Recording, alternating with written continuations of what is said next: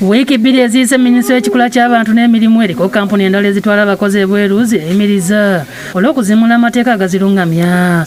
Era minisitule emu yayimiriza n'okugaba liyisinsi eri kampuni empya okutereeza enkola y'emirimu n'okusaba amateeka amaggya.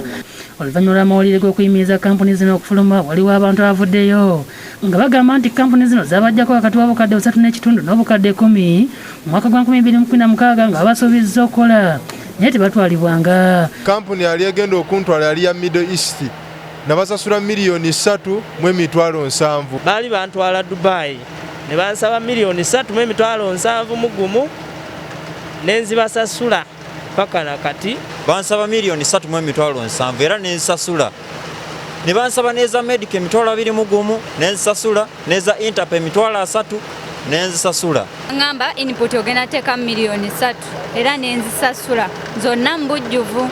Ne tugenda mu interview zetwasangayo tezaali za bus ticketing, twasangayo za Abu Dhabi. Ne baagala ate twongereyo ssente endala. Godoni yennyini n'aŋŋamba n'atugamba tewali kola interview ne atagenda kusasula kakadde kamu tetugenda kuweerezaayo mannya ge kufuna visa. Nentunda kapiki kange. Bano balombojja ennaku gye bayiseemu bwe batandika kubanja ssente zaabwe najja buli eno tebasasulanga era ntibatuukiridde ebitongole okuli poliisi, ekibiina ekigatta amakampuni gano ekya Uganda Association of External Recruitment Agencies, minisitule ekikula ky'abantu naye tewannabaawo kukikoleddwa okulaba nga baddizibwa ssente zaabwe. Kugana olowooza n'ogamba Middle East yo nga yo kiki kyeri. Bwe natuuka Ministry of Labour ne baŋŋamba ebyo ebya Middle East tubiweemu obudde. Kampani bagiggala baabula buli omu yagenda gy'agenze empulira bagulawo bulanci eyo gye tutamanyi.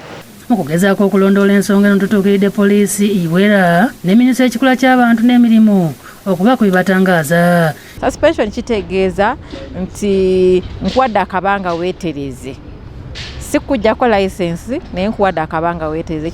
Kati omuntu yenna alowooza nti okuggalwa kwabwe kumukosezza asana n'agenda Ministry of Gender kubanga yaleeta temporary shutdown eyo. Ebisinga ku mboozi eno birinde mu program file ku mmeeza olwaleero nga mawulire agataliikonfuufu gaakaggwa.